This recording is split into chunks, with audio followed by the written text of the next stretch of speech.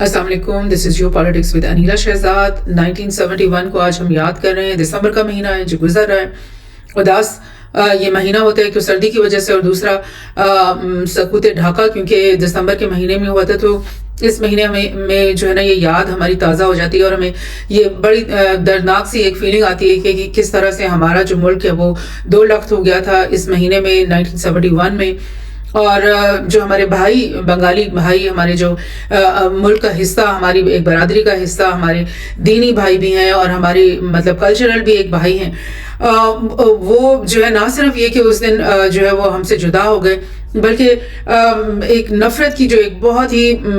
دبیز قسم کی دیوار ہے وہ ہم دونوں ممالک کے بیچ میں، دونوں لوگوں کے بیچ میں کھڑی ہوگی، جو آج تک جو ہے نا وہ گرائی نہیں جا سکی ہیں۔ اور اسی جنگ کے نتیجے میں اور اس سقوط ڈھاکہ کے نتیجے میں جو ہے نا ہمارے دونوں جو ایک ہی ملک تھا، آپ سمجھ لیں، ان کے بیچ میں ایسی ایک ناچاکی اور وہ رہی، اور جو آج تک جو ہے وہ اس کو ہم مینڈ نہیں کر سکے، اس کو ہم ٹھیک نہیں کر سکے۔ اور خوشی اس بات کی مجھے ہوتی ہے کہ اب جب سے شیخ حسینہ بنگلہ دیش سے چلی گئیں، ایک بہت بڑی ریولوشن وہاں پر آئی، اور ایک نئی حکومت جو ہے وہ جس کے کیئر ٹیکر اس وقت پی ایم جو ہے وہ محمد یونس ہیں، ان کے آنے کے بعد جو ہے نا وہ ایک بڑا خوشگوار سی بات یہ شروع ہو گئی کہ انہوں نے آتے ساتھ ہی، اور ان کی حکومت کے جو دیگر افراد ہیں انہوں نے آتے ساتھ ہی اس طرح کی باتیں کرنی شروع کر دی کہ ہم پاکستان کے ساتھ اپنے تعلقات جو ہے نا وہ دوبارہ سے استوار کرنا چاہتے ہیں، اور ہم جو پرانی رنجشیں ہیں، جو غلط فہمی ہیں، ان کو پیچھے رکھنا چاہتے ہیں، ان کو بھلانا چاہتے ہیں، اور اب ہم ایک نیا دور شروع کرنا چاہتے ہیں جس میں پاکستان اور بنگلہ دیش جو ہے وہ اکنامکلی بھی ایک دوسرے کا ساتھ دیں، اسٹریٹجیکلی بھی اگر ایک دوسرے کا ساتھ دے پائیں تو بہت ہی مفید ہو جائے گا دونوں کے لیے۔ تو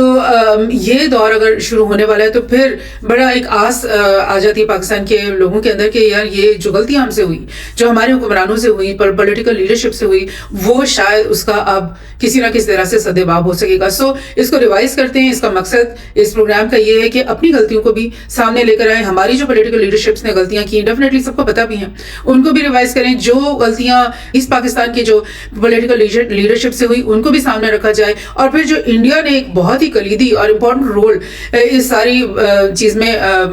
پلے کیا اس کو سامنے لایا جائے، اور یہ سمجھا جائے کہ بھئی جو کچھ بھی ہوا وہ غلط ہوا ہے، اور اس کا فائدہ جو ہے نا نہ بنگلہ دیش کو اتنا ہوا نہ پاکستان کو ہوا، بلکہ سب سے زیادہ فائدہ جو اٹھایا ہے وہ انڈیا نے ہی اٹھایا۔ سو یہ ٹریجڈی ہے جس کو ہم ریوزٹ کر رہے ہیں 1971 کی۔ لیٹس سی کہ کیا کیا معلومات ہیں جو میں نے اکٹھی کی ہیں آپ کے لیے۔ ایک تو میں تھوڑا سا explain from the onset یہ کرنا چاہ رہی ہوں کہ اور میپ سے بھی میں آپ کو دکھاؤں گی کہ یہ جو دو ملک ہیں بنگلہ دیش اور پاکستان، یہ نیچرلی جو ہے نا وہ دو ملک ہی تھے۔ لائک اتنا طویل ان کے بیچ میں گیپ تھا، اتنا راستہ فاصلہ ان کے بیچ میں، ان دونوں ممالک کے بیچ میں اتنا زیادہ تھا کہ یہ ایک نیچرل سی بات تھی کہ یہ ان دا لانگ رن جو ہے نا کوئی بھی دو ممالک جو ہے اتنے ڈسٹینس پہ کبھی بھی کام نہیں کر پاتے، اور وہ اس طرح نہیں مطلب سلسلہ آگے چل پاتا دنیا میں قوموں کا۔ ہمیشہ جتنے بھی آپ میکسیمم جو ہے نا 99% ممالک آپ دیکھو گے وہ ان کے پاس ایک ٹیریٹوریل انٹیگریٹی ہوتی ہے، وہ ایک یونٹ میں وہ کام کرتے ہیں، اور اگر آپ کہو کہ 14,000 میل یا 12,000 میل الگ ایک اور خطہ ہے جو آپ ہی کا ملک کا حصہ ہے، تو پھر ڈیفینیٹلی دونوں جو خطے ہیں ان کی انٹرسٹ، ان کی پالیٹکس، ان کی بہت ساری چیزوں میں جو ہے نا وہ فاصلے آنے شروع ہو جاتے ہیں، اور یہی ہوا پاکستان کے ساتھ بھی کہ یہ دو اتنے دور تھے یہ دونوں حصے کہ ان کا جو ہے جڑے رہنا جو ہے وہ ناممکن سی بات تھی۔ سٹارٹ میں کروں گی 1961 سینسس سے، جو پاکستان میں دونوں فل پاکستان ایسٹ اینڈ ویسٹ کا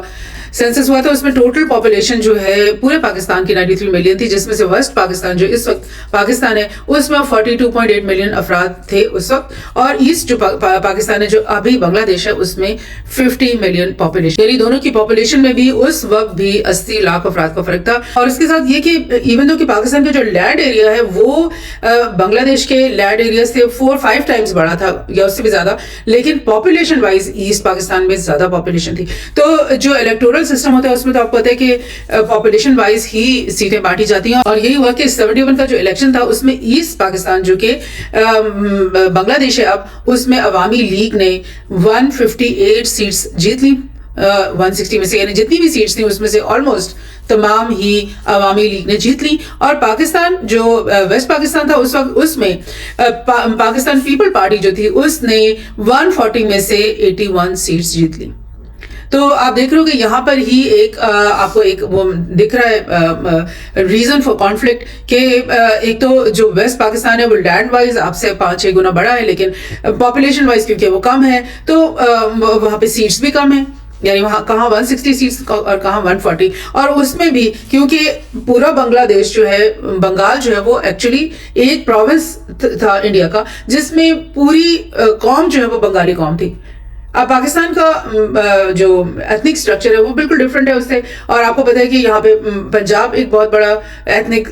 پاپولیشن ہے، پھر بلوچوں کی الگ ہے، اور پھر یہاں پہ سندھیوں کی ایک بہت بڑی پاپولیشن، اور اوپر آپ دیکھ رہے ہیں کہ پشتونوں کی اور ان کے جو دیگر ٹرائبس ہیں ان کی بہت بڑی پاپولیشن جو آپس میں کلچرلی لائک یونیفائڈ نہیں تھے اس طریقے سے کہ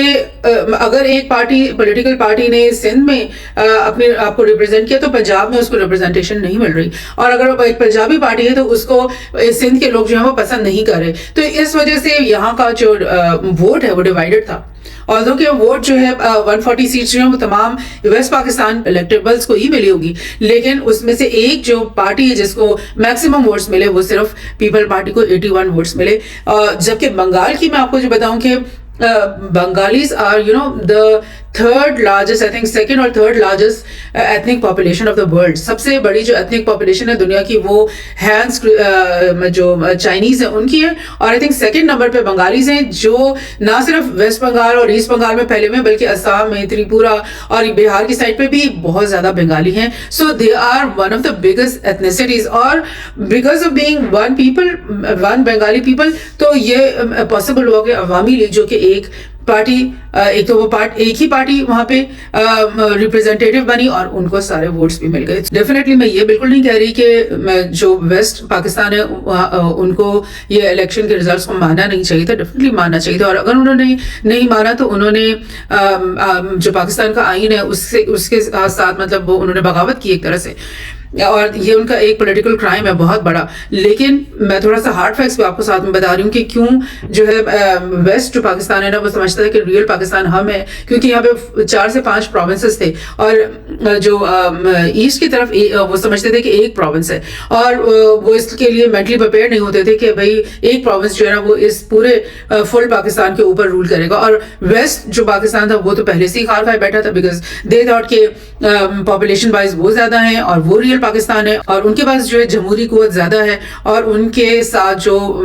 ویسٹ ہے وہ جو بھی اکنامک معاملات میں اور باقی اسٹریٹجک معاملات میں جو زیادتیاں کر رہا تھا وہ بھی ان کو بہت چبھ رہے تھے. سو دونوں پارٹیز جو ہیں وہ ایک دوسرے سے لائک الائن نہیں تھے. they were not behaving like one country, they were behaving like enemies already. they were like اگر ویسٹ پاکستان کو لیں تو وہ ایسٹ کے ساتھ جو ہے نا ایک سوتیلو والا سلوک کر رہا تھا، اور اگر ایسٹ کو لیں تو وہ ویسٹ کو بالکل اپنا ایک اینمی کی طرح سے سمجھ رہا تھا اور دیکھ رہا تھا. سو ایسا سب کچھ ہو رہا تھا. اور ڈسٹینس میں آپ کو دکھانا چاہ رہی ہوں کہ جو ایسٹ اور ویسٹ کے بیچ میں ڈسٹینس کتنا تھا، 2204 kilometres between these two countries. تو آپ دیکھ لو، اور یہ کوئی نارمل ڈسٹینس دوری بھی نہیں تھی، بلکہ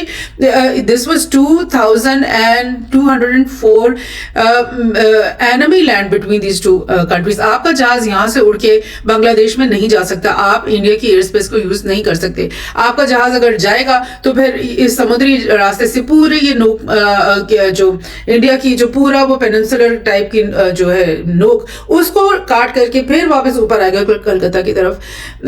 یا ڈھاکہ کی طرف. تو آپ سمجھ لو کہ جتنا یہ 2200 کلومیٹر سے بھی ٹرپل راستہ ہے جو آپ کے جہاز کو یہاں سے سمندری راستے سے یا ہوائی راستے سے بھی ادھر سے کاٹنا پڑا ہے اور ادھر سے ادھر آنا پڑا ہے. سو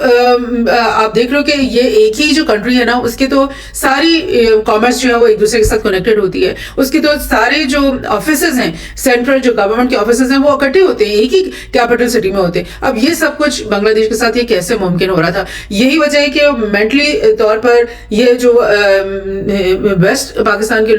لوگوں کی جو مینٹالٹی ہے وہی ڈسکنیکٹ ہوتی چلی گئی ایسٹ پاکستان کے ساتھ, اور انہوں نے حالات بھی ایسے قائم کر دیے کہ ایسٹ والوں کو لگے کہ دے آر ناٹ وانٹیڈ, اور یہ بہت بڑی غلطی تھی. اور یہ میں آپ کو بتا دوں سب کچھ جو ہوتا ہے یہ پولیٹیکل لیول پہ ہوتا ہے,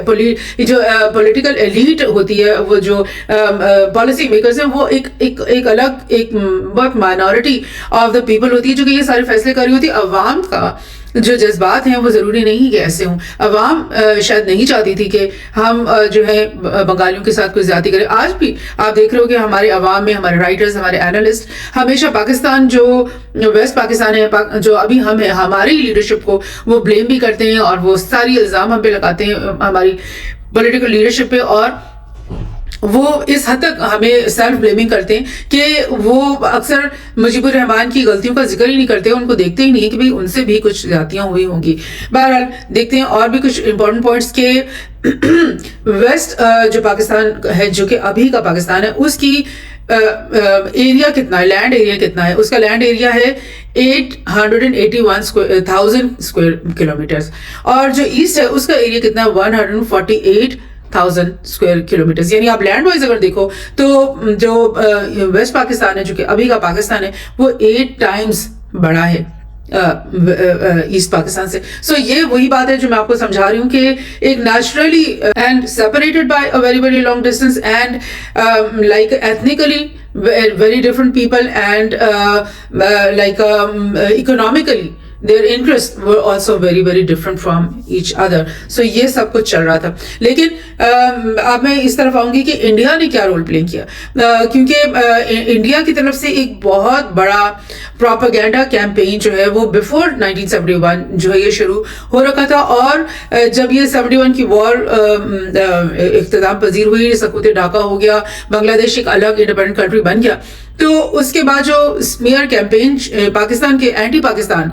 کیمپین شروع ہوئی, اور انہوں نے بنگلہ دیش کو تو ایسے کیا نا جیسے کہ یہ تو ہمارے بیبی ہے نا, اور اس کو تو انہوں نے بالکل اپنی گود میں لے لیا, اور شیخ مجیب الرحمان اور اس کے بعد ان کی بیٹی یہ جو برسر اقتدار ہیں اتنے دہائیاں, ان سب کو انہوں نے بالکل ایسے بنا ہوا تھا جیسے کہ یہ تو ان کے ہی باڈیز ہیں. لیکن ساری نیگیٹو کیمپین, ساری اسمیئر جو کیمپین تھی وہ ویسٹ پاکستان یعنی ابھی کے پاکستان کے خلاف. تو انہوں نے کیا بولا, ایک تو انہوں نے بولا کہ انہوں نے 81,000 سے زیادہ, بلکہ کچھ لوگ کہتے ہیں 93,000 پاکستان آرمی پرسنلز کو پرزنر لے لیا. یعنی آلموسٹ 1 لاکھ کی فوج جو ہے وہ پوری کی پوری جو ہے انڈین آرمی کے جیلوں میں چلی گئی. پہلے تو آپ اس جملے سے یہی یہاں پہ اندازہ لگاؤ کہ اگر یہ جنگ پاکستان اور بنگلہ دیش کے بیچ میں تھی, ٹھیک ہے, تو بنگلہ دیش کی کوئی آرمی ہوتی, چلو مکتی باہینی کوئی لے لیں, وہ ان کو پکڑتے, وہ ان کو قید کرتے, وہ اپنے جیلوں میں ان کو رکھتے. یہ کیا عجیب سی بات آپ کو آن دی آنسٹ نظر آ رہی ہے کہ انڈین آرمی نے ان کو قید کیا, اور انڈیا کے جیلوں میں یہ بیچارے لوگ جو ہے وہ سڑتے گلتے رہے فور سو مینی ایئرس جب تک ان کی ریکوری نہیں کی گئی. اور اس کے علاوہ جو کہ انڈیا کی طرف سے جھوٹ جو بہت بڑے بڑے بولے جاتے ہیں, اور وہ یہ کہ 3 لاکھ سے 30 لاکھ تک لوگ جو ہیں ان کو قتل کیا گیا. مطلب پہلے تو آپ یہ مارجن دیکھو کہ اگر ایک رپورٹر کہہ رہے ہیں کہ 3 لاکھ اور کچھ رپورٹر کہہ رہے ہیں کہ 30 لاکھ, اور جو گورنمنٹ آف انڈیا ہے وہ کہتی ہے 3 سے 30 لاکھ کے بیچ میں لوگوں کو مارا پاکستان آرمی نے. تو پہلے تو یہ گیپ ہی اتنا مذائقہ خیز ہے یار. آپ ہزاروں میں آپ کو غلطی ہو سکتی ہے, لاکھ میں غلطی ہو سکتی ہے, آپ 3 سے 30 لاکھ کے بیچ کا فگر کیسے بناتے ہو؟ کیا طریقہ ہے آپ کا کاؤنٹ کرنے کا؟ کیسے اتنا بڑا گیپ آ گیا؟ اگر آپ کو 3 لاکھ لاشیں فرض کریں ملتی ہیں تو پھر آپ کیسے ازیوم کیا, کن میتھڈالوجی سے آپ نے ازیوم کیا کہ اگر 3 لاکھ ملے تو مرے 30 لاکھ ہوں گے, مارے گئے ہوں گے؟ اس کے علاوہ ان کا یہ مطلب دعویٰ ہے انڈین میڈیا کا, انڈین پروپیگینڈا کا, کہ 2 سے 4 لاکھ کے بیچ میں خواتین, بنگالی خواتین کو پاکستان آرمی کے جو لوگ تھے, اور وہ بھی وہ آرمی کے لوگ جو ویسٹ پاکستان سے وہاں پہ تعینات ہوئے ہوئے تھے, انہوں نے یہ 4 لاکھ عورتوں کو ریپ کیا. اس کے بعد وہ کہتے ہیں کہ 10 ملین کا مطلب ہے کہ 100 لاکھ بنگالی جو ہیں وہ ان کو ڈسپلیس کیا, مائگریٹ کرنا پڑا انڈیا کی طرف, اور 30 جو ملین ہے یعنی کہ 300 لاکھ وہ انٹرنلی ڈسپلیس ہو گئے. اچھا، اب ہم ان ساری باتوں کا جائزہ بھی لیں گے کہ کیا یہ سچ ہو بھی سکتی ہیں، یہ کیا ہے، یہ پروپیگنڈا کیا ہے، یہ مطلب واٹ از آل دس، جو کہ انڈیا کا میڈیا ڈے اینڈ نائٹ جو ہے یہ پریچ کرتا ہے اس طرح کی باتیں، اور چھوڑتے نہیں ہیں، وہ کوئی موقع نہیں چھوڑتے پنچ کرنے میں، اور اس جنگ کی تصاویر کو وہ جتنا زیادہ میڈیا میں لے کر آتے ہیں بار بار، تاکہ ہمیں شرمندگی ہو کہ ہم ایک دوسرے سے کیسے لڑ رہے تھے اور کیسے ہم اس جنگ کو ہارے. ویسٹ پاکستان کی جو پولیٹیکل ایلیٹ تھی جو ہمارے ملک کی تھی، ان کی غلطیاں تو ظاہر بہت ساری تھی. پہلی بات وہ ہم ریوائز کر لیتے ہیں کیا کیا غلطیاں ہماری طرف سے ہو رہی تھی. ان ایکول ڈسٹریبیوشن آف فنڈس، جو بھی خزانے میں پیسہ تھا وہ دو طریقے سے ڈیوائڈ ہوتا ہے، ایک تو وہ لینڈ وائز بھی ڈیوائڈ ہوتا ہے، اور دوسرا زیادہ جو اس کا طریقہ ہوتا ہے ڈیوائڈ کرنے کا وہ پاپولیشن وائز ہوتا ہے. تو اگر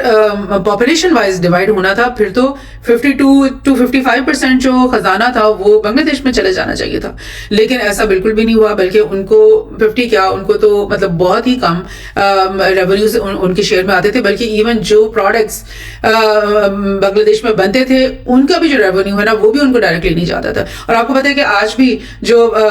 بلوچستان میں اس پروونس کے لوگوں کو کیا گرج ہے کہ سوئی گیس ان کے پروونس سے نکلتی ہے، اور وہ سپلائی بھی یوز بھی ساری پنجاب میں زیادہ ہوتی ہے، اور اس کے ریونیوز بھی جو ہے وہ بلوچستان کو واپس میں نہیں ملتے. سو یہ گرجز تو جنون ہوتے ہیں، اور یہ آج بھی ہیں، اور یہ ہر ملک میں ہوتے ہیں، یہ ایسی بات نہیں،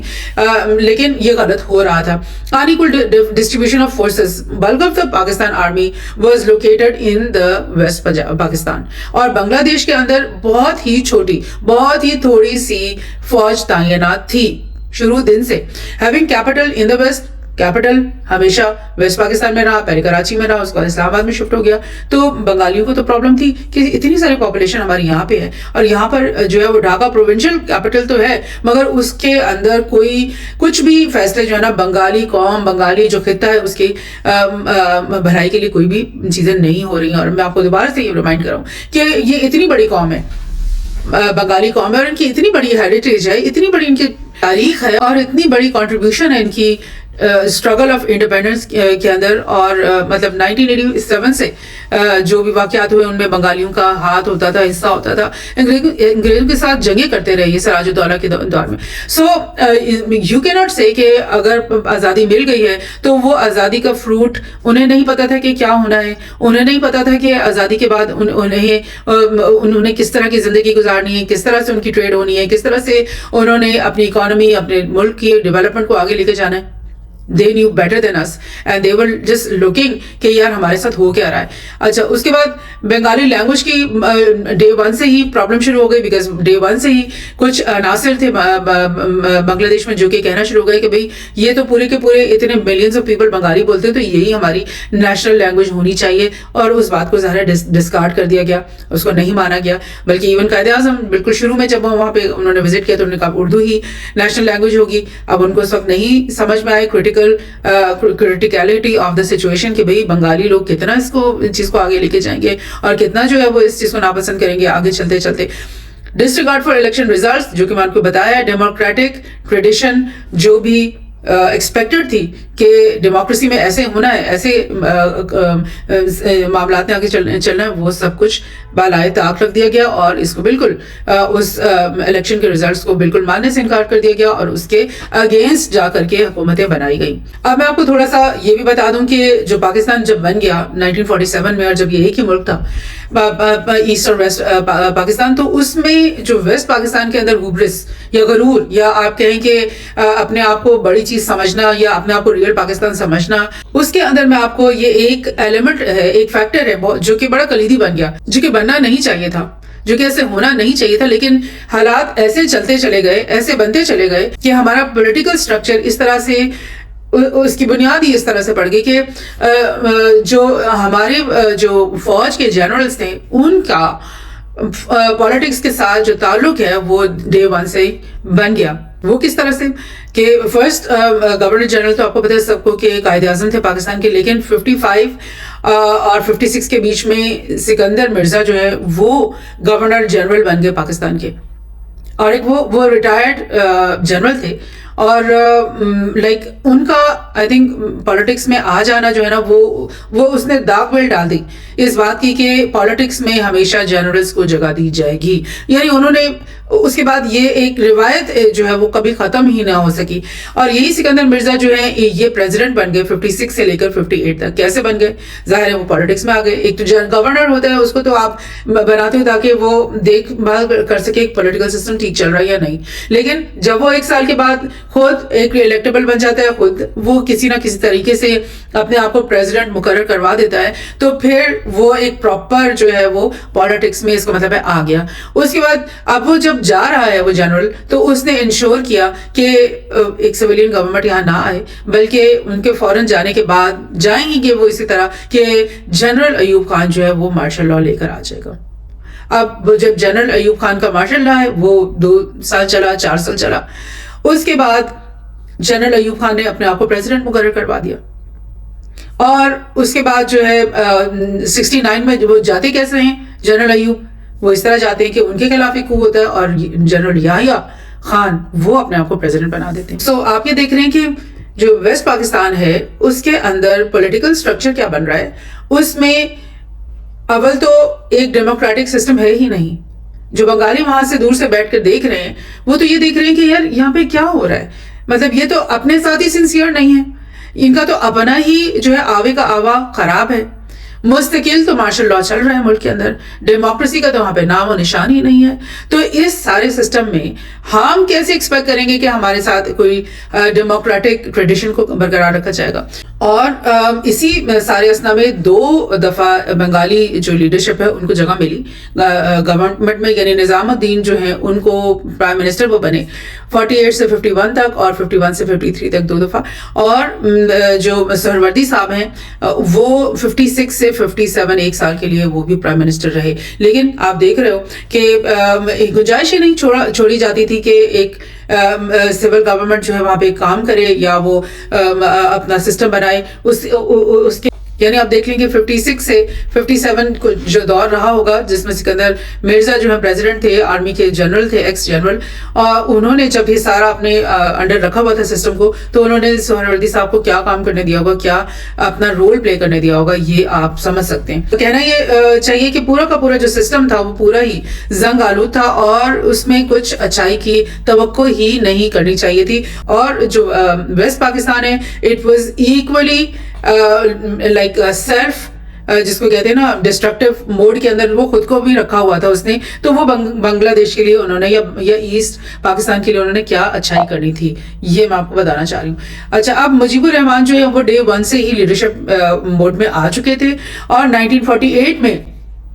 سب سے پہلے انہوں نے بنگالی لینگویج کی جو موومنٹ جو سٹارٹ ہوئی تھی اس میں بھی وہ ایک لیڈر تھے اور اس وقت ایک اسٹوڈنٹ لیڈر تھے, لیکن اس وقت بھی ان کو جیل میں ڈالا گیا. اور تب سے جو ان کی پوری اسٹرگل رہی اتنے سال 71 تک کی, اس میں وہ کئی دفعہ متواتر جو ہے ان کو جیل میں ڈالا گیا. کبھی ایسٹ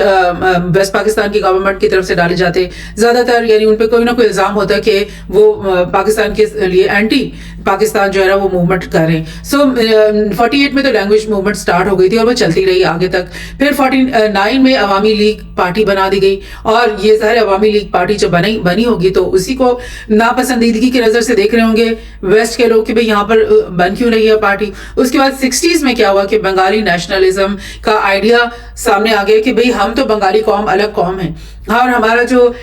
ویسٹ پاکستان کے لوگوں سے کوئی ایتھنک, کوئی کلچرل, کوئی ہسٹوریکل جو ہے وہ ریلیشن شپ ہی نہیں ہے اور ہم الگ ملک ہیں, الگ لوگ ہیں, الگ قوم ہیں. تو اب ہمیں بنگالیوں کو اب ہم بنگلہ دیش چاہیے, اب ہمیں پاکستان نہیں چاہیے, ہمیں بنگلہ دیش چاہیے. پھر اس کے بعد 66 میں آتے آتے شیخ مجیب الرحمان نے اپنی 6 پوائنٹ موومنٹ کے ایجنڈے کو سامنے رکھا اور جب یہ 6 پوائنٹ موومنٹ سامنے کا ایجنڈا سامنے آیا اس وقت ایوب خان یہاں پر برسر اقتدار تھے اور انہوں نے لیبل کر دیا ان کو کہ یہ سیپریٹسٹ ہیں, یہ پاکستان کے 2 ٹکڑے کرنے چاہتے ہیں اور یہ اینٹی پاکستان ہے, پاکستان کے یعنی ریبل ہیں, ایک باغی ہیں. اس طرح سے ان کو لیبل کرنا شروع کر دیا گیا. اب بات یہ ہے کہ جہاں پہ وہ تھے ایسٹ پاکستان میں بنگلہ دیش کے اندر, وہاں کے لوگ تو ان کو اپنا بابائی قوم سمجھنا شروع ہو گئے. وہ تو سمجھ رہے ہیں کہ یہ ہمارے حق میں ہر بات کر رہا ہے, وہ تو سمجھ رہے ہیں کہ یہ جتنی بھی باتیں کر رہا ہے وہ بالکل ٹھیک ہے اور ہمارے ساتھ واقعی ویسٹ کی طرف سے بہت ساری زیادتیاں ہو رہی ہیں. وہ اب ان کو اپنا بابائی قوم بنا رہے ہیں اور جو ویسٹ کے لوگ ہیں وہ ان کو لیبل کر رہے ہیں as a anti Pakistan, as a separatist, as a rebel, as a باغی، اور بغاوت کے الزامات ان پہ لگا رہے ہیں. تو آپ سوچو کہ یہ دو جو قومیں ہیں یہ کیسے سوچ رہی ہوں گی، اب جو لوگ ہیں وہ کیسے سوچ رہے ہوں گے، وہ لوگ کیا سوچیں گے بنگلہ دیش کے کہ یہ ہمارے ساتھ یعنی کس حد تک آگے جاؤ گے. یہ تو آپ ایگزیکٹلی وہی کر رہے ہو جو کہ کالونیل ماسٹرز جو ہے نا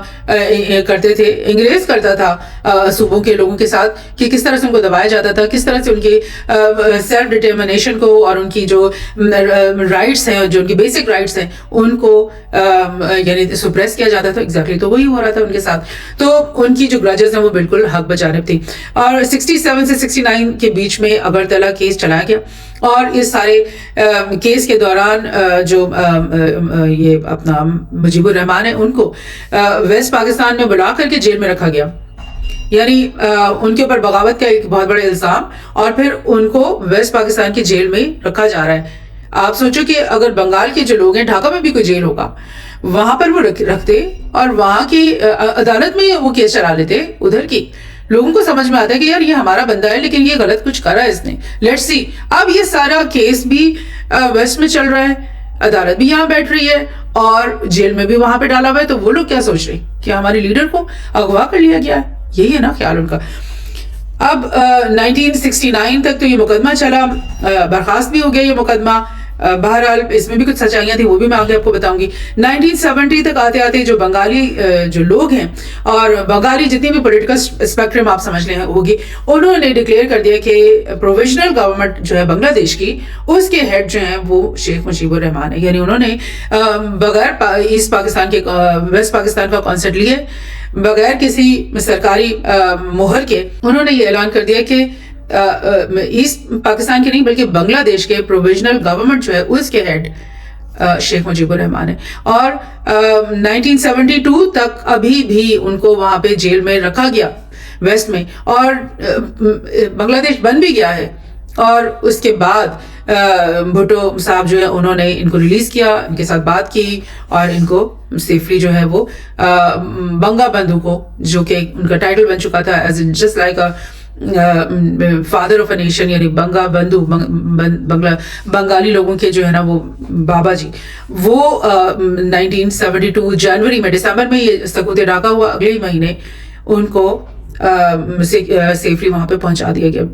ذوالفقار علی بھٹو کی گورنمنٹ کی طرف سے. اب میں آپ کو تھوڑا سا یہ بھی بتا دوں کہ شیخ مجیب الرحمان نے جو 6 پوائنٹس رکھے تھے جس کی بنیاد پہ ایوب خان نے کہا تھا کہ یہ سیپریٹسٹ ہیں، وہ کیا پوائنٹس تھے. ایک تو انہوں نے کہا کہ پاکستان کو ایک فیڈریشن بنا دو، یعنی کہ سینٹر کا رول جب فیڈریشن بنتی ہے نا تو وہ ہر پروونس کو بہت زیادہ اٹانومی مل جاتی ہے، اور سینٹر کا رول جو ہے وہ محدود ہو جاتا ہے. اور اکنامک ایشوز میں اسپیشلی جو ہے وہ آزاد ہو جاتا ہے وہ صوبہ، تو اس کے بہت سارے مسائل جو ہے وہ اندر ہی اندر اپنے حل کر لیتے ہیں. Centre to deal with defence and foreign affairs only. Central جو گورنمنٹ ہے وہ فارن افیئرز کو ڈیل کرے، ڈیفینس کے معاملات کو ہینڈل کرے. بہت آئیڈیل تھی یہ بات کہ ایٹ لیسٹ بنگلہ دیش کو ایک فیڈریشن بنا دیا جاتا، ان کے تمام اکنامک معاملات ان کو دے دیے جاتے، اور ان سے کہتے ہیں کہ ڈیفینس اور فارن افیئرز جو ہے نا وہ اب ہم نے ایک جیسے رکھنے، کیونکہ ہم ایک ملک ہیں اور ہم دونوں طرف سے انڈیا کو سراؤنڈ کرتے ہیں، اور انڈیا کو قابو میں رکھنا کے لیے ہمارا دونوں پوزیشنز پہ ہونا بہت ہی مفید رہے گا دونوں کنٹریز کے لیے. تو لہٰذا یہ آئیڈیل تھی بات. پھر شیخ مجیب نے کہا کہ سیپریٹ کنورٹیبل کرنسیز بناؤ، 2 الگ الگ کرنسیز ہوں، کنورٹیبل ضرور ہو. اگر ہم نے آپ سے ہی کچھ لینا ہے اور آپ نے ہم سے لینا ہے تو وہ ایزیلی کنورٹ ہو جائے، اور ہمیں ایک دوسرے کو مطلب زیادہ ٹیکس اور زیادہ پرابلم ہمیں نہ ہو ایک دوسرے سے چیزیں ایکسچینج کرنے میں، لیکن ہو الگ سیپریٹ کرنسی، تاکہ ہم as a province, autonomous province, جب ہم دوسرے ملکوں سے ڈیل کریں تو پھر ہمارے معاملات ہمیں کرنے نپٹانے جو ہیں وہ مزید آسان ہو جائے. یہ بات ذرا تھوڑی ڈیفیکلٹ تھی، اس کی ضرورت تھی یا نہیں یہ مطلب اکانومسٹ ہی زیادہ بہتر بتائیں کہ separate taxing and banking, tax اور بینک اگر سیپریٹ ہوگا ڈھاکہ کے اندر، اگر وہ سینٹرلائز ہوگا تو پھر وہ ساری ریونیو جو جنریٹ ہوتا ہے بنگلہ دیش سے وہ ادھر ہی ان کو ہی مل جاتا ہے. تو that was also ideal. Separate foreign exchange accounts, کہ جو بھی ریونیو ایز اے کنٹری ملتا ہے تو بنگلہ جو ایسٹ پاکستان کے جتنے بھی ریونیوز ہیں ان کے فارن ایکسچینج اکاؤنٹ بھی الگ سے ڈھاکہ میں ہی بنے رہے، تو کتنے مسائل حل ہو جاتے. سارے ہی مسائل حل ہو جاتے ہیں ایسے تو. اور پھر اس نے یہ بولا کہ ملیشیا اور پیراملٹری بھی سپریٹ کرو, یعنی ہمیں اجازت دو کہ ہم ادھر بھی ایک پیراملٹری فورس قائم کریں اور ایک ملیشیا قائم کریں, تاکہ کیونکہ جو ویسٹ ہے اس کے پاس اتنی زیادہ فوج ہی نہیں ہے کہ وہ چند ہزار فوج وہ یہاں پر دیتے ہیں, اور ہم کسی بھی وقت اگر ہم پہ کوئی حملہ ہوتا ہے تو ہم کیا کریں گے. تو لیکن جو ایسٹ ویسٹ والے لوگ ہیں وہ ان کو اتنی بھی اجازت نہیں دیتے تھے, بھائی آپ ہی کا ملک ہے, ہم ہی ہیں, تو ہمیں اپنے ہی ڈیفنس کے لیے پیراملٹری تو ہونی چاہیے, بٹ اس کے اوپر بھی انکار ہے. سو بہت ساری غلطیاں. آئی تھنک اگر شیخ مجیب الرحمان کے یہ 6 پوائنٹس میں سے 4-5 مان لیے جاتے تو آج پاکستان ایک ہی ہوتا, اور we would be really, both of the countries would be really much more stronger than we are right now. اور اتنی ساری جنگیں جو ہمارے اوپر مطلب, اور اتنا سارا جو کلاؤڈ آف وار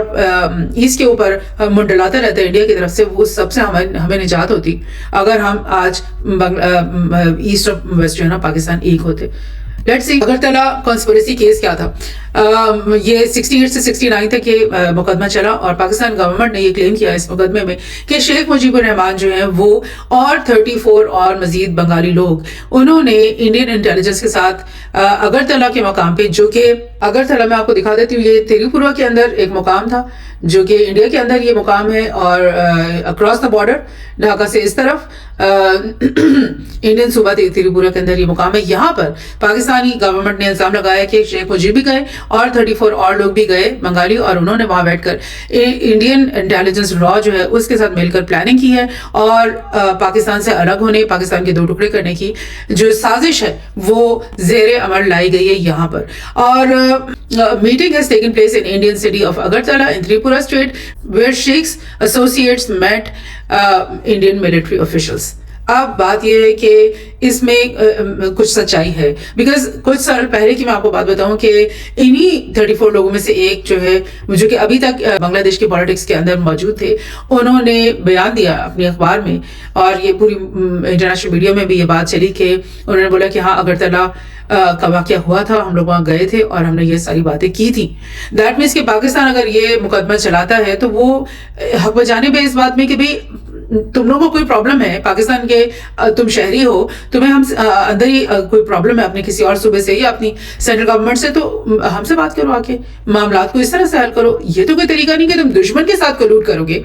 اور اپنے ہی ملک کے 2 ٹکڑے کرنے کی سازش کرو گے. یہ تو بات غلط تھی, یہ بات ماننی پڑے گی کہ مجیب الرحمان نے یہ کام جو کیا وہ صحیح نہیں کیا. تو یہی میں آپ کو بتا رہی ہوں کہ عوام کے جذبات کچھ اور ہوتے ہیں, عوام کی سوچ کچھ اور ہوتی ہے, ان کے بیچ میں محبت بھی ہوتی ہے, ان کے بیچ میں بھائی چارہ بھی ہوتا ہے, اور وہ بہت حد تک ایک دوسرے کے لیے قربانیاں دینے کے لیے بھی تیار ہوتے ہیں. لیکن جو ہماری پولیٹیکل ایلیٹس ہوتی ہیں نا, وہ عوام کے جذبات سے کھیل رہی ہوتی ہیں, عوام کو بیوقوف بنا رہی ہوتی ہیں, اور عوام سے بالا بہت ساری ڈیلز, بہت ساری کام کر لیتی ہیں, جو کہ اگر عوام کا ووٹ لیا جائے اس بات پہ تو وہ ہرگز نہیں مانے اس بات پہ. تو اس طرف جو ویسٹ میں بھٹو صاحب نے حکومت سنبھالی اور شیخ مجیب کو حکومت نہیں بنانے دی, اس کے اگر لوگوں سے پوچھا جائے, ویسٹ کے لوگوں سے پوچھا جائے, تو وہ آج بھی کہتے ہیں کہ یہ غلط ہوا. اور ادھر اگر آپ دیکھیں کہ شیخ مجیب نے اگر بنگال کے لوگوں کو بتایا ہوتا کہ میں انڈیا کے ساتھ مل کر کے یہ پلاننگ کر رہا ہوں, تو اس وقت شاید وہ بھی نہ مانتے کہ یہ تو نہیں ہوگا, یہ اس طرح نہیں کرنا, ہم نے معاملات کو حل کرنا مگر اس طریقے سے, اس نہج پہ جا کے نہیں کرنا, یہ تو اپنے ملک کے ساتھ کے خلاف سازش اور بغاوت ہے. So this happened actually. Some truths, India's involvement کیا لائک اگرتلہ کا جو کیس ہے وہ 68 میں شروع ہوا, 69 میں ختم ہو گیا, لیکن 69 کے ایئر سے ہی انڈین آرمی اور را وہ بنگالی جو ڈسیڈنٹس تھے, جو بھی لوگ جو سمجھ رہے تھے کہ یہ ویسٹ پاکستان ہمارے ساتھ زیادتی کر رہا ہے, ان طرح کے اس طرح کی سوچ رکھنے والے بہت سارے نوجوانوں کو انڈین آرمی نے اکراس دا بارڈر بلانا شروع کر دیا, اور ریفیوجیز کیمپ بنا دیے, اور ٹریننگ اور ان کی آرمنگ شروع کر دی, ان کو ویپنز دینے شروع کر دیے, ان کی ٹریننگ شروع کر دی, اور بہت جلدی, بہت تیزی سے, بہت بڑی تعداد میں بنگالی نوجوان جو ہیں وہ اکراس دا بارڈر ان کیمپس میں بھرتی ہونی شروع ہو گئے, پہنچنا شروع ہو گئے. گاڈ نوز کہ ان کو مزید اسٹائپنڈ بھی دیا جاتا ہوگا, تنخواہیں بھی دی جاتی ہوں گی, بیکاز انڈیا میں Indira Gandhi was adamant on the thing کہ میں نے یہ کام کر کے دکھانا ہے, میں نے پاکستان کے 2 ٹکڑے کر کے دکھانے ہی دکھانے ہیں. تو انہوں نے ہر طریقے سے ان لوگوں کو برائی بھی کیا ہوگا, ان کو اسٹائپنڈس بھی دیے ہوں گے, ان کو اچھا کھانا پینا بھی دیا ہوگا, ان کو بلایا ہوگا, اور ان کی برین واشنگ بھی مستقل کی ہوگی کہ ویسٹ جو پاکستان ہے وہ کتنا بڑا تمہارا دشمن ہے. مکتی باہینی جو ہے وہ ایک ملٹری فورس جو ہے وہ تیار ہو گئی, اور ارلی مارچ میں یعنی دسمبر میں یہ جنگ ہوتی ہے پاکستان کے بیچ کی سول وار, اور مارچ کے مہینے سے یہ معلوم ہو گیا, خبریں آنی شروع ہو گئی کہ مکتی باہینی فلی طور پہ ایکٹیو ہے. یعنی 69 سے 71 تک کہ مارچ کے مہینے تک یعنی آلموسٹ 3 ایئرس کے اندر انڈین فورسز اور را نے بہت بڑی تعداد کی یہ مکتی باہینی فورس کو تیار کر لیا. ایک اندازے کے مطابق 1.5 لاکھ فائٹرز جو ہے نا وہ تیار تھے, اور لائک اس کے مقابلے میں پاکستانی فوج وہاں کتنی تھی وہ بھی ہم آگے چل کے دیکھتے ہیں. اندرا گاندھی کا جو حرکتیں تھی وہ یہ تھی کہ وہ اسی دوران میں دسمبر مطلب اس مارچ اور دسمبر کے بیچ میں اس نے پوری دنیا کے دورہ کرنا شروع کر دیا, اور یہ میسج لے کر دورہ کیا کہ پاکستان جو ہے وہ ایک اگریشر ہے, اور وہ ایسٹ پاکستان کے لوگوں کے اوپر بہت ظلم کر رہا ہے, زیادتی کر رہا ہے, اور ایون یعنی کہ جینوسائیڈ کی حد تک وہ باتیں لے کر چلی گئی. اور اس نے 1970 کے اکتوبر میں ماسکو میں, اور پھر نیو یارک میں وہ گئی, پیرس, پھر وہ ماسکو میں گئی رشیا, پھر وہ لنڈن میں گئی, اور دوبارہ 71 نومبر کے اندر لنڈن میں, نیو یارک میں, پیرس میں اور جرمنی کے شہر بون میں 4 ملکوں کا دورہ تھا اس نے صرف نومبر کے مہینے میں, یعنی 1 مہینہ پہلے اس وار کی شروع ہونے سے پہلے. اور ہر جگہ وہ یہی میسج لے کے جا رہی تھی کہ انڈیا کا ساتھ دو اور ہمارے ساتھ کھڑے ہو جاؤ کہ ہم بنگالیوں کو لبریٹ کریں گے, کیونکہ ایسٹ جو ہے وہ اتنی بہت ظلم کر رہا ہے. اور اسی چیز کو ہائپ دینے کے لیے جو سرچ لائٹ آپریشن ہے اس کے بارے میں بہت بڑے بڑے جھوٹ گھڑے گئے, اور مارچ اپریل میں یہ سرچ لائٹ آپریشن ہوا, اور جس میں چند ہزار شاید مارے بھی ہوں پاکستانی آرمی نے لوگ, لیکن کیونکہ اندرا گاندھی نے یہ سارے دورے کرنے تھے اس مہینے کے بعد, اور اس سے پہلے بھی وہ کر رہی تھی, بعد میں بھی سپٹمبر میں دیکھیں, سپٹمبر میں دورے اور پھر نومبر میں دورے, تو اس کے ہائپ کے لیے اتنی بڑے جھوٹ گڑے گئے, اور ان کو سامنے لایا گیا. سرچ لائٹ آپریشن جو تھا وہ مارچ سے اپریل کے مہینے میں صرف 30 دن تک یہ آپریشن پاکستان آرمی نے وہاں پہ جاری رکھا, اور انڈیا کے کلیم کے مطابق 3 ملین اس ایک مہینے میں 3 ملین یعنی کہ 30 لاکھ بنگالی لوگوں کو قتل کر دیا گیا, 30 لاکھ, اور 10 ملین یعنی کہ 100 لاکھ 10 ملین لوگوں کو بنگلہ دیش سے ڈسپلیس کر دیا گیا. اس میں سے مطلب 70 لاکھ سے زیادہ لوگ جو ہے نا وہ ویسٹ بنگال میں آ گئے مجبوراً, اور جو 15 لاکھ لوگ ہیں وہ کہاں چلے گئے, تریپورا میں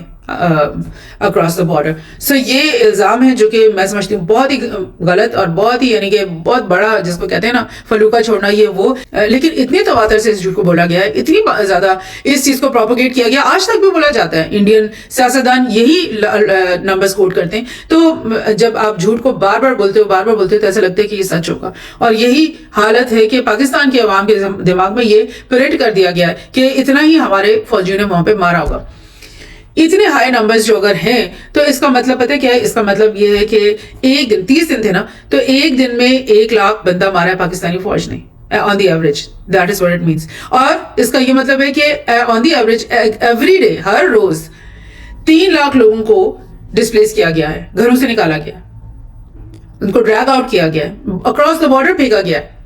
مطلب یہ نہیں کہ صرف تمہارے محلے میں شیلنگ کر کے یا بم گرا کر تمہیں محلے سے نکالا گیا, بلکہ پورے بارڈر کراس کر کے تمہیں اکراس دا بارڈر انڈیا میں پہنچایا گیا ہے. اب دیکھتے ہیں یہ کیسے پاسبل ہوگا. یہ میپ بھی اسی چیز کو دکھا رہا ہے کہ تریپورا میں یہ جو باکسز ہیں یہ 1-1 لاکھ کا ایک باکس ہے, تو یہ 8-10 لاکھ 15 لاکھ تو یہاں پہ ہو گئے, آسام میں ہو گئے, میگھالیہ میں آ گئے, اور یہ یہاں پر آپ دیکھ لو کہ یہ 70 لاکھ سے زیادہ کے لوگ جو ہیں وہ اس طرف ویسٹ بنگال کی طرف آ گئے ان کے خیال میں. یہ میرا فیوریٹ میپ ہے جس کو میں مطلب بہت دفعہ اس کو اسٹڈی کیا. اس میں یہ پتہ چل رہا ہے کہ یہ جو بنگلہ دیش ہے بنگال, اس کے یہ والے بارڈر ایریا ہے, اس کا یہ لائٹ کلر میں آپ کو یہ दिख रहा है, ये है ईस्ट पाकिस्तान। और इसके अंदर जो पाकिस्तानी फौज है ग्रीन कलर के अंदर ये आपको दिख रही है, ये यहाँ पे 5, 6, 7, 8, 9, 10, 11, 12, 13 क्या है, ये 13 ब्रिगेड्स हैं, ये 13 ब्रिगेड्स हैं। और अक्रॉस द बॉर्डर यहाँ पे त्रिपुरा में, असम में आपको क्या दिख रहा है, ये जो बड़े बॉक्सेस हैं ये डिविजन्स हैं और इंडिया की हैं। ये इंडिया की कितनी डिविजन्स घेरे हुए हैं पूरे ईस्ट पाकिस्तान को इस सिविल वॉर के शुरू होने से पहले, मतलब what were they all doing over here, जबकि इस पूरे मुल्क के अंदर 13 ब्रिगेड्स हैं सिर्फ। और तो उसके इर्द गिर्द आपने 1, 2, 3, 4, 5, 6, 7 डिविजन्स खड़ी की हुई हैं और उसके अलावा आपने ब्रिगेड्स भी 1, 2, 3, 4,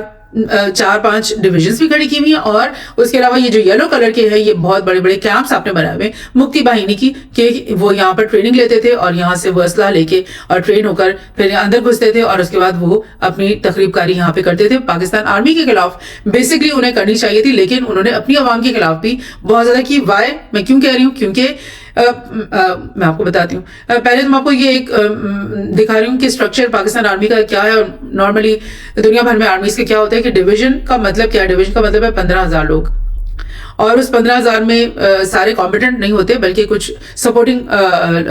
ट्रूप्स भी होती हैं। और ब्रिगेड में कितने होते हैं, मैक्सिमम 3,500 मैक्सिमम, उससे कम भी हो सकते हैं। और डिवीजन में मैक्सिमम कितने होते हैं, 15,000 और उससे कम भी हो सकते हैं। सो हम मैक्सिमम नंबर्स को ले लेते हैं दोनों तरफ। तो उस हिसाब से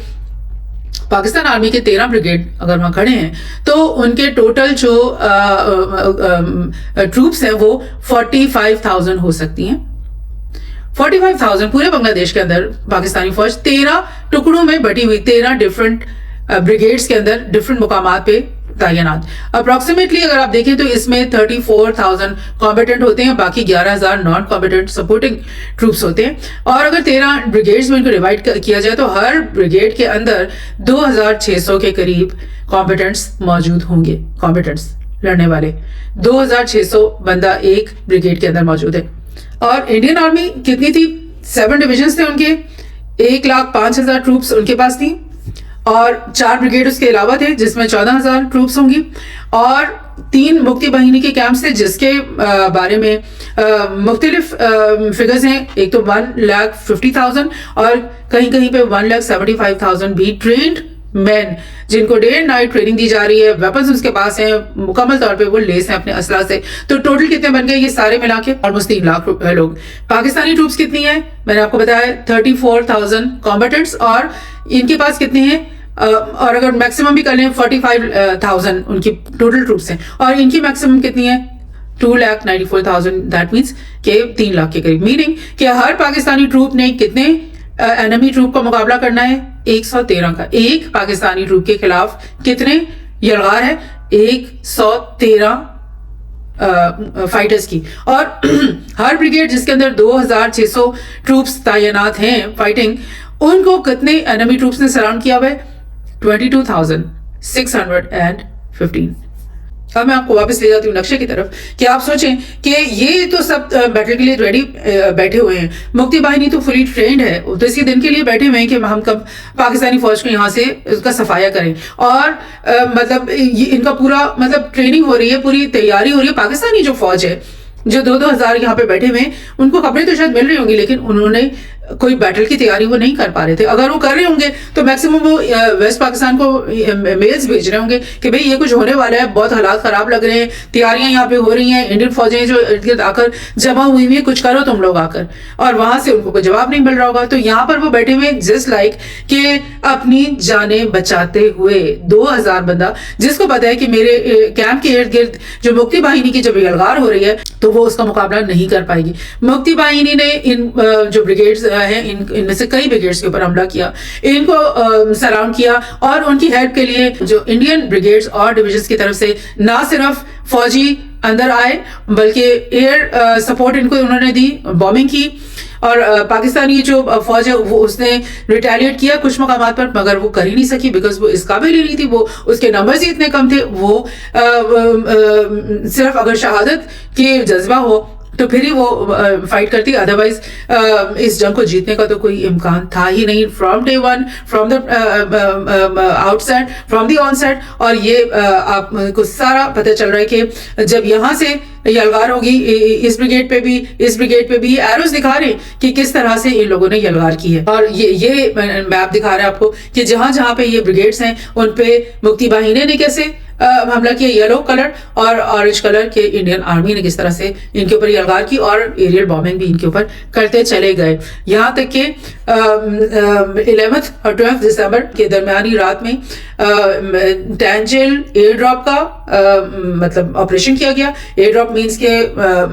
हेलीकॉप्टर से इनके फौजी उतरे, इन्होंने पोंगली ब्रिज इसके ऊपर उन्होंने कब्जा कर लिया और रास्ता रोक लिया ढाका की तरफ आने वाला, जिसके बाद जो पाकिस्तान फौज की रही सही सकत थी वो भी खत्म हो गई, क्योंकि कैपिटल, प्रोविंशियल कैपिटल तक उनका पहुंच खत्म हो गई और ढाका जो है वो इनके कब्जे में आ गया। और ढाका के कब्जे के आने का मतलब ये था कि ढाका फॉल हो गया और सकूते ढाका यानी, और इंडिया की जो 95th ब्रिगेड है उसने टेक ओवर किया है ढाका को। मुक्ति बाहिनी ने नहीं किया, मुजीबुर रहमान की किसी गिरोह ने नहीं किया। किसने काबू किया, किसने कब्जा किया ढाका के ऊपर? इंडिया ने। किसने प्रिजनर्स बनाए? इंडिया ने। सो फैक्ट्स एंड फिगर्स को अगर हम सामने रखें तो क्लियरली हम इस नतीजे पर पहुंच सकते हैं कि इंडिया का टोटल इसके अंदर ना ही सिर्फ हाथ था, उनकी पूरी प्लानिंग थी, उनकी पूरी स्ट्रैटेजी थी, उनकी पूरी आर्मी इसके अंदर इन्वॉल्व थी। और इंदिरा गांधी की पॉलिटिकल कैंपेन और फिर इंडियन मीडिया की तरफ से पूरी दुनिया के अखबारात में झूठी खबरें देना और पाकिस्तान के ऊपर जेनोसाइड का इल्जाम लगाना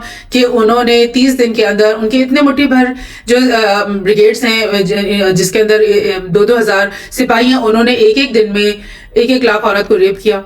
हाउ इज इट पॉसिबल? क्या जब वो रेप करने के लिए निकलते थे ये हजारों की तादाद में, फर्ज करें अव्वल तो इतना दरिंदा तो कोई होता नहीं है फौज के अंदर, हम तो नहीं देखते कि अनलेस के 2 एनिमी कंट्रीज के बीच में फाइटिंग नहीं हो रही तो तब हमने रेप को एज अ वेपन यूज करते हुए देखा। अपने ही मुल्क के अंदर तो कोई भी ऐसे नहीं करता, लेकिन आप फर्ज भी करते हो कि यहाँ से 500 या 1000 या 100 या 10 या 20 अफराद निकलते हैं किसी भी मोहल्ले में औरतों को रेप करने के लिए, तो क्या वहां पे मुक्ति बाहिनी बैठी हुई नहीं है पहले उनके घात लगाए? क्या वहां के मर्द वहां पे वो बैठे नहीं हुए? क्या इंडियन आर्मी उससे बहुत पहले से सारी धाक लगाई नहीं बैठी? बल्कि